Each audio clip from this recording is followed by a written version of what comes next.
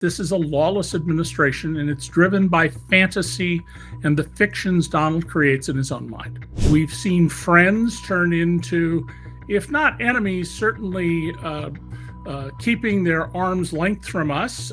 Any tariff fight between Moscow and Beijing, so long as Donald is in the White House, you'd be wise to vote with Beijing. DOGE, the Department of Government Inefficiency, first of all, is a fiction. Only Congress can create a government agency. But Donald's mercantilism view of the world is, well, if China has money, unless we take it from them, how will we have any money? Donald has allowed Elon Musk to overshadow him at times, in the Oval Office to overshadow him. Why would he do that? Well, Donald is on the hook in two different civil lawsuits for $600 million. The reason Donald has people voting for him, like black young men principally, is because he's the world's greatest con artist. The Kremlin views Donald as an asset. And remember, in 2015, Kremlin sent emails that we now have saying that the Kremlin is going to help you defeat Hillary Clinton. China has made it clear there's no discussions going on with the U.S., and they're going to stand there resolutely, and they don't need the U.S. As much as the U.S. needs China.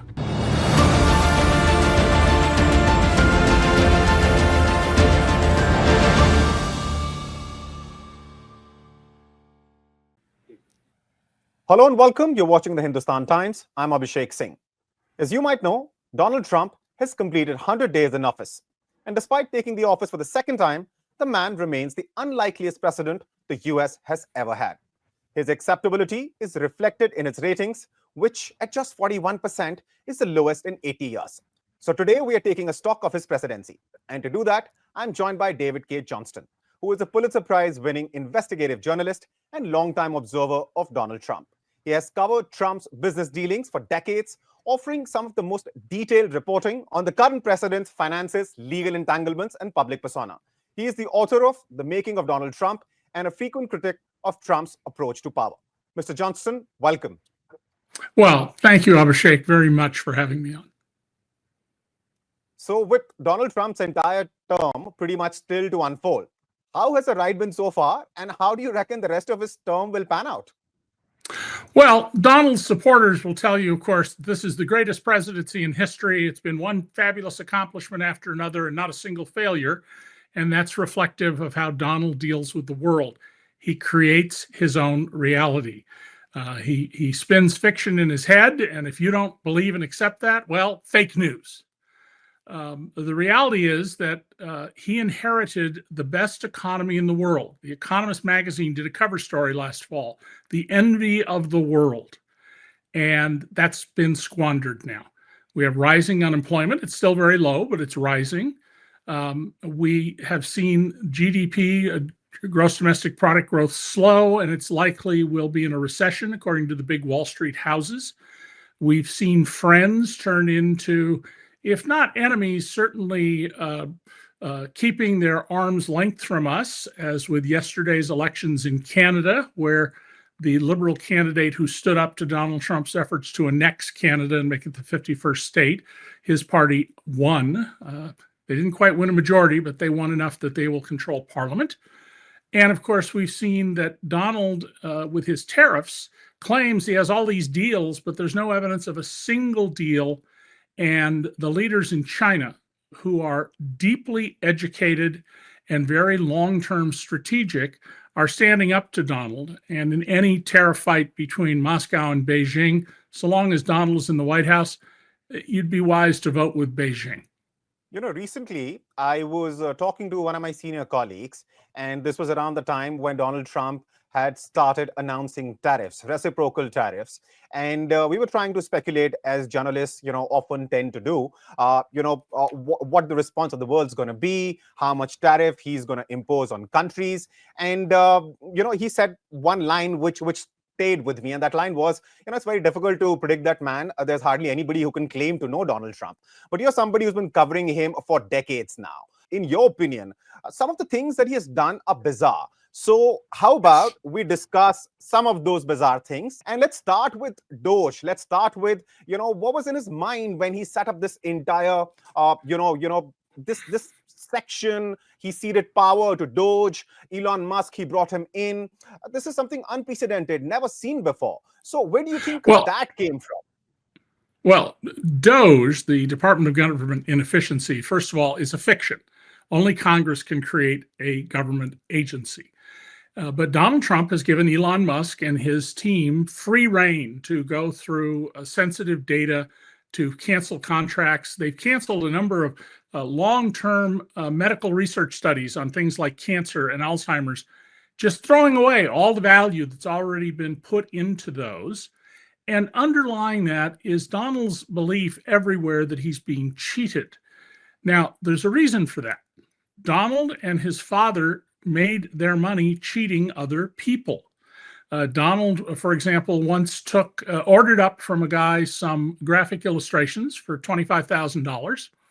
And when the person delivered them, Donald looked at it and said, "This is crap," and then put the material behind his desk. And the guy said, "Fine, you still got to pay me." He said, "No, I'm not going to pay you." And he said, "Well, then give it back." And he said, "No, I'm not going to do that either." And he used the graphic material, but he wouldn't pay for it. This was true of lots of things: pianos, furniture, bedding in his hotels. He just refused to pay for it. And he would do the non-payment at a point where it didn't pay to sue him. So if you believe that you're cheating everybody else, why would you be surprised that he thinks everybody's cheating the US? Now, there's a second, deeper element of this. Donald has a degree in economics from Penn, one of the most prestigious colleges in the world. He didn't earn that degree. It was given to him. And he is a firm believer in mercantilism. This was the idea before Adam Smith wrote The Wealth of Nations 199 years ago, 299 years ago, that if you have a piece of gold, I don't have it. So the only way for me to get more gold is to steal it from you. We know how to create wealth now. We're very good at creating wealth. We're not so good at distributing wealth, but we're very good at creating it. But Donald's mercantilism view of the world is, well, if China has money, unless we take it from them, how will we have any money? And it's a bizarre and crazy notion, especially for someone who has an economics degree. But Donald doesn't know anything about economics, and about almost anything else, he doesn't know anything. Right. Let me take you back to Doge, though, because a lot of people alleged, in the aftermath, once Doge was announced and Elon Musk, started making the kind of announcements that he did right after, is, of course, the fact that a lot of people pointed out that it is perhaps because Elon Musk has a lot of leverage over Donald Trump now, having spent the kind of money that he did during his campaign. Well, I'm going to speculate a little bit here. Elon Musk put about $250 million, an unprecedented amount of money, into getting Donald Trump elected. And Trump won by just this tiny margin, one of the closest elections in American history. Donald has allowed Elon Musk to overshadow him at times, in the Oval Office to overshadow him. Why would he do that? Well, Donald is on the hook in 2 different civil lawsuits for $600 million in penalties and interest. And those are on appeal. But the question to ask is Elon Musk the person who will end up paying that on Donald's behalf? Donald has bonds he obtained from commercial houses, but there's something in banking known as a back-to-back deal. You are the nominal person who's going to pay this, but there's somebody in the background who will reimburse you. And I think there's good reason to suspect that Donald Trump is beholden economically to Elon Musk. How else to explain that he's allowed him at times to outshine Donald? Because there's one thing Donald can't stand. It's for somebody around him to get more attention or adulation than he does. And by the way, yes, Doge came in saying they're going to save $2 trillion a year. So far, their own numbers, and they're, I think, grossly inflated, come to about $150 billion. But the costs of canceling contracts and firing people come to about $135 billion, according to my former newspaper, the New York Times. So the net savings so far are $15 billion. I think we could describe that as the proverbial drop in a bucket. Right, right. And also the question is, how much of that saving is real and how much of that is at this point in time, just theoretical. Having said that, though, or also how much of it is going to damage the economy. I mean, they've cut back on food safety inspections, worker safety inspections. They've cut off drugs that keep some people alive. So there actually may be costs that will undo everything they've done and cost more money than even what they claim to have saved. But David, I'm sure you'd agree with me. Both Musk and Trump are going to argue the case actually is exactly to the contrary. Having said that, moving on to the next thing, which is, of course, deportation of illegal immigrants. That is something which made headlines, continues to make headlines because of the kind of actions that ICE has been taking. And as there are some bizarre cases which have come out. What would you like to say about, his deportation policy? Well, Donald is a white supremacist. His family have been white supremacists all the way along. I've written in the past about how Donald was fined for things like removing from a blackjack table a black Puerto Rican and women cocktail waitresses and dealers. So Donald is pursuing his misogynistic white male supremacy views of the world. In the deportations, for when they're U.S. citizens, I think they're more renditions of people out of the country. They have disregarded the law and they've disregarded court orders. We now know that a mother from Honduras who was subject to deportation and who'd been complying with the law, so she could be deported, but she had an order allowing her to stay for the time being, had her two small children with her, one of whom has stage 4 cancer. Those two children are American citizens. They were removed from the country. And Donald has made it very clear that he has no issue in his own mind with gathering up American citizens and throwing them out of the country. I'm sorry I'm interrupting you, but just briefly, his argument would be, but around this time, 16% African Americans voted for him in this election, which is up from 8% the last time. Yeah. Donald, the reason Donald has people voting for him, like black young men principally, is because he's the world's greatest con artist. Donald is masterful at selling people things, selling them ideas that are contradicted by his behavior. That's what a con artist does. They get you to suspend your disbelief and your skepticism and to go along. The fact that 15% of Black Americans voted for Donald Trump, first of all, that's a very small minority, but that doesn't excuse his policies, which do not, which violate law. You know, American citizens, the Supreme Court's been very clear for over 100 years, have an absolute right to be in the country. If they leave, they have an absolute right to come back. And he has no legal authority to remove an American citizen. In the case of the Honduran mother, her lawyer says she was told she had 2 minutes to decide what to do. And when she tried to reach out to have her husband, who's an American citizen, get the children, they hung up the phone and forced the removal of her children. This is a lawless administration run by a convicted felon who has a lifelong career of thumbing his nose at the law and getting away with it. I mean, Donald's very, very skilled at evading law enforcement. I've written a lot about that in the 3.5 books I've written about him. Right. And another one of his bizarre decisions was, of course, to release billions of gallons of water in California after, of course, the wildfire. While local authorities were arguing that this water, of course, would have no impact on the fires and instead could be used by farmers of the state. Right. Yeah. As a son of California who grew up on a farm, this was absolutely atrocious. The water that was released was not going to Los Angeles to fight the wildfires there. The water ended up causing damage. And it was a loss of water that will be needed later in the season because Donald doesn't know anything. I mean, that's the most important thing to understand. Donald did not know why there was a memorial in Pearl Harbor. I don't know how you can grow up in America or the world and not know about December 7th, 1941, a date that will live in infamy. He thought Frederick Douglass, who was from Rochester, where I am right now, and died in 1895, was getting more and more popular every day, thinking he was alive. Donald is just appallingly ignorant about the world. So he thinks releasing the water, that'll help fight the fires. No, and he was told it wouldn't have anything to do with it, but they went ahead and did it anyway because this is a lawless administration and it's driven by fantasy and the fictions Donald creates in his own mind. Did you come across any reports in terms of, what was the impact of that release of water on the fires? Yes, there were. That was pretty well covered. The Los Angeles Times, where I worked 40 years ago as a reporter, did good coverage of it. The San Jose Mercury, where I started out as a staff writer when I was still a teenager, they did good coverage of it. The Sacramento Bee. There was a lot of coverage of this misuse of water, which is a very precious resource in California, because by nature would not support a population of almost 40 million people. You can only do that by having these massive water projects to capture and store snow and rain. And the next bizarre decision, of course, was deciding to rename the Gulf of Mexico. Nobody was expecting it. And what was the point of it? Well, insisting that the Gulf of Mexico be called the Gulf of America is simply an exercise by Donald in demonstrating his absolute power.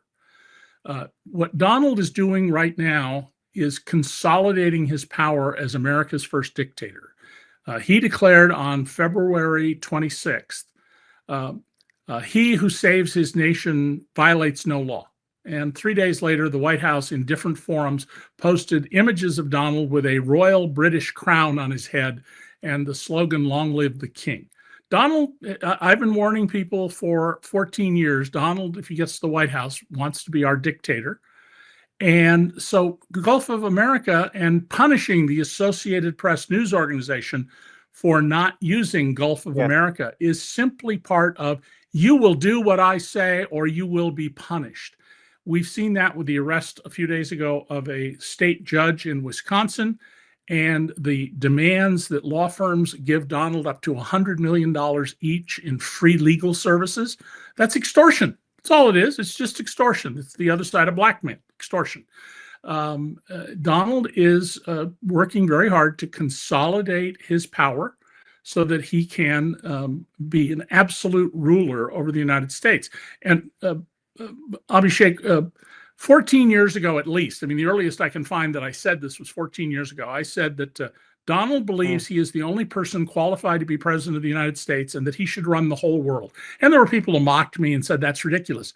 Well, he told the Atlantic magazine over the weekend, I run the country and the whole world, confirming exactly that point. That's how Donald thinks. He believes he is special and unique and no one but him. The rest of us, we're all idiots.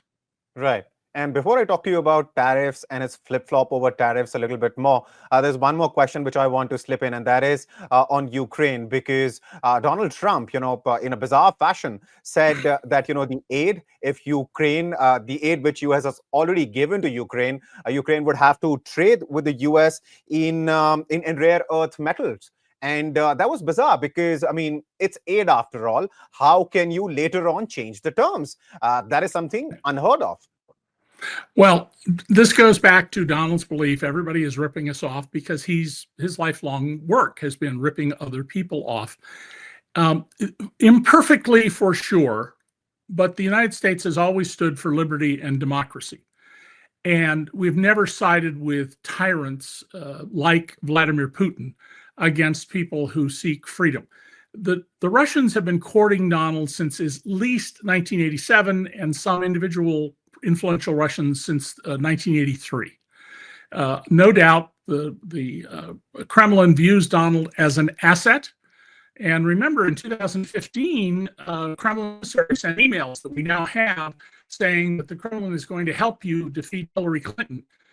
The only thing that any loyal American should have contacted before known, and I would say the same, I assume, in India, saying we're going to help you win an election, is you pick up the phone and call counterintelligence people and warn about this. And instead, the Trumps lied and denied about it for a year.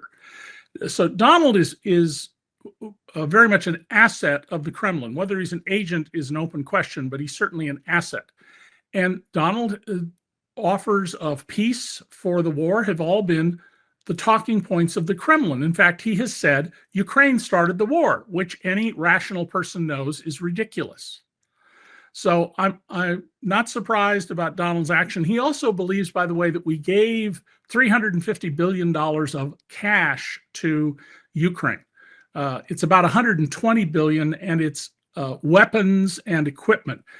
So you could argue that American support for the Ukrainians is a jobs program in the United States that employs tens of thousands of people making weapons to help the Ukrainians defeat Russia and prevent Vladimir Putin's well-described and very clear plans to conquer other countries once he rebuilds his military. Right.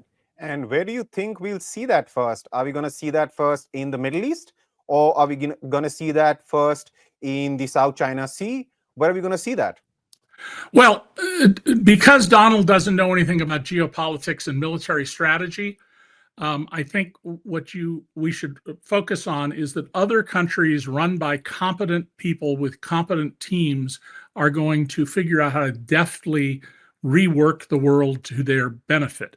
And while I'm getting a little ahead of you on the tariff issue, one of the things that would be a nightmare for the United States would be if the European Union, the United Kingdom, Canada, Japan, South Korea, Australia, or India were to form a free trade zone and exclude the U.S.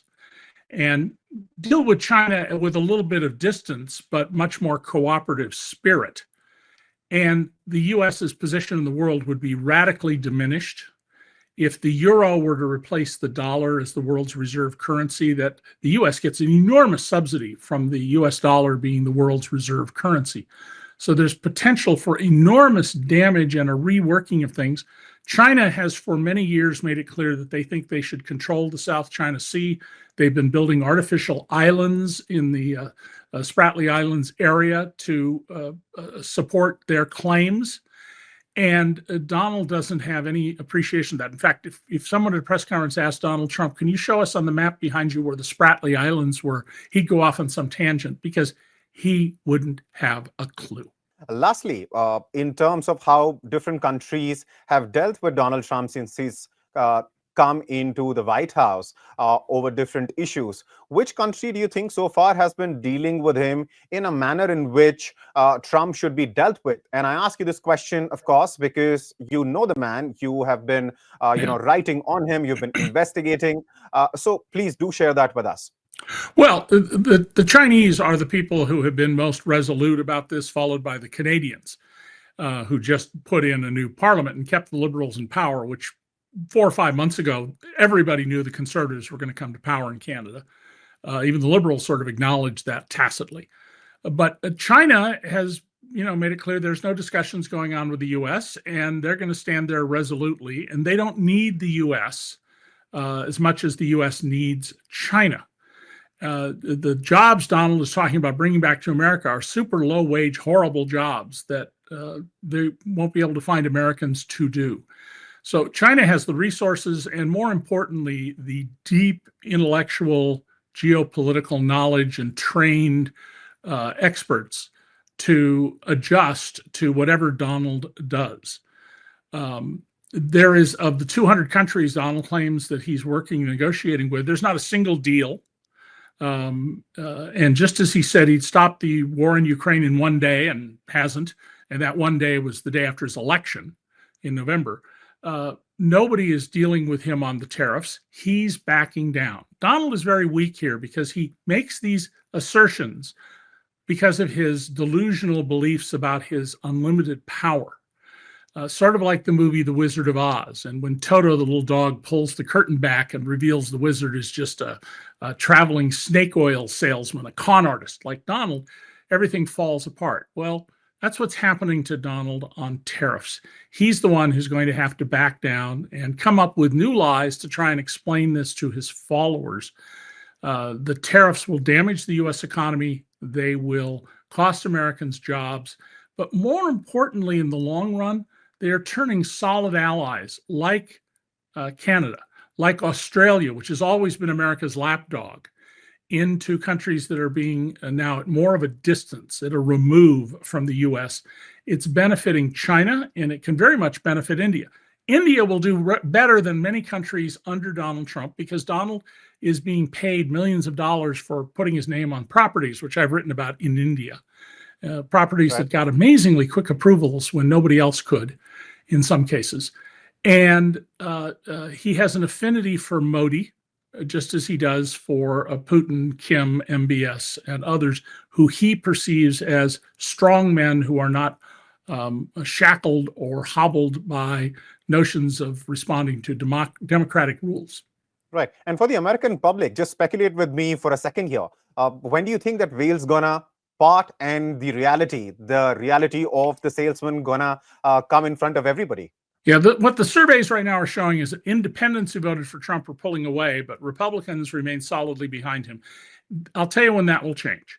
America has a national health care program for the poor called Medicaid. It primarily benefits Republican red states because those are the poorer states. And you're going to see news accounts in America of some mother saying, my 8-year-old child is now going to die because of the cuts that the Trump administration made. Or my mother, who took care of the kids so I can go to work after my husband died, she was getting insulin for $25 a month, and now she has to pay $1,000, and that's her monthly income, $1,000. She's going to die. When people's Social Security checks, that's the old age income program. I get a check from Social Security, so does my wife every month. When those checks stop appearing, that's when people are going to wake up. At the moment, even the federal employees who've been laid off, tens of thousands of them, they're still on the payroll. You can't summarily fire them and not reach a settlement with them. So just patience here on the issue, but things will fall apart when Trump interferes with Social Security, with Medicaid, and when we get the spread of infectious diseases, because we have a man who doesn't believe in biological science, Robert F. Kennedy Jr., running the Health and Human Services Agency. We already have measles, which was essentially vanquished, over 600 cases of measles, and they have stopped spending money to contain in foreign countries the MERS virus, which killed every third person who was infected, Marburg, HIV, other viruses, where the US was giving antiviral drugs to people and corralling those diseases in small parts of the world. They're going to spread. And once a virus, a pernicious virus, gets onto a jetliner, they can hopscotch all over the planet. And you're going to see that. Hopefully not. That's when Donald's support will begin to slip away among Republicans, when poor Republicans, I don't know why any poor Christians are Republican, but many of them are, they believe Donald is their champion. And when they find out that, no, he's not their champion, he's going to cost them their income or even their lives or the lives of their loved ones, that's when you'll begin to see people begin to wake up. But keep this in mind, Abhishek. It's very hard for anyone who's the victim of a con artist to acknowledge that they've been had. It's mortifying, and people will fight and resist acknowledging they were wrong. They will listen and ask Donald, will explain this to us and give them some story to justify clinging to him despite all the evidence that it makes no sense to do so. Right. Last couple of questions, David, quickly. The possibility of Donald Trump trying to get a third term. Is it real, or it's just a story that he has spread out and letting people talk about it in social media and elsewhere? What do you think? Well, I don't believe Donald will peacefully leave the White House. I mean, the only mistake he's ever admitted to in his whole life is, I never should have left the White House in 2021. And so I don't know exactly how this will play out, but he does not intend to leave office. If he becomes disabled or dies, or he's removed by J.D. Vance, the vice president, and his pals under the 25th Amendment, then I suspect you'll see the same thing with J.D. Vance. But Donald doesn't believe in democracy, and Mitt Romney, the U.S. senator who was the Republican presidential candidate 13 years ago, has said many people, millions of people in my party, the Republican Party, do not believe in democracy. And I think he's right about that. There are a lot of Americans who would rather have a dictator. All right. And my last question to you, David, you've been a very staunch critic of Donald Trump. And now I will ask you to be a little generous and come up with one thing which you think Donald Trump might have done right. Take your time. Yeah, I got to tell you that I thought about that before we went on the air, because I thought you might ask me something like that. And he's done something in a backwards way. By ending U.S. humanitarian aid, I think he's drawn a lot of attention to how important that humanitarian aid is to the welfare of the whole world. India, China, the United States, Brazil, everybody. And so I think focusing attention on that has been one of the few good things that he's done. but not the way he intended. It's a backward sort of way of doing it. There's so many other things. Arresting a judge, deporting American citizens, claiming that he doesn't have to obey the law. Those are the things that should deeply trouble us. But I don't see anything he can point to as an accomplishment. The economy's down. The jobs are not growing. Inflation hasn't significantly resumed, but it clearly will, and all the commercial and academic economists will tell you that. And he certainly made a lot of close friends, especially Canada, Australia, and the UK, question their fealty. And I think that's what it's been for 80 years, fealty to Washington. And I'm sure that in Beijing, they're enjoying this greatly because they're a major beneficiary of Donald Trump's incompetence and appalling ignorance. Right. On that note, David, thank you so much for taking the time and talking to us. Abhishek, thank you very much for having me.